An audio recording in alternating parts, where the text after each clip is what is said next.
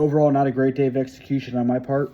Only I'm going to work here for another little bit, but probably only going to get about 8 hours of like production modeling in. And some of it was a little bit distracted, so it wasn't super great on my part. I'd re-downloaded Prime and watched more of Face Off when eating lunch, and that obviously gets drug out, and it turns, a short lunch into a longer lunch. And then I would work for like an hour and then try and watch 15 minutes, and then that would turn into more.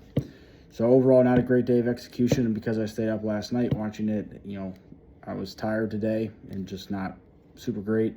The main wins for today was for the past 2 weeks or so was re-architecting some of the software and like finish that entire build out. So that was good. That was complete today and turned over to the developers to work on. And then we had a good sales call with a client in the Southeast. So that like a positive step in the right direction. The middle of the day is not great. Like Monday, there's an 8 a.m. meeting, one at 10, one at 11. We had one at noon and one at 1. So kind of 5 meetings. It's just not, I don't know. Meetings really aren't my thing. They really frustrate me. I try and keep them really short as much as I can. I don't view them as productive work.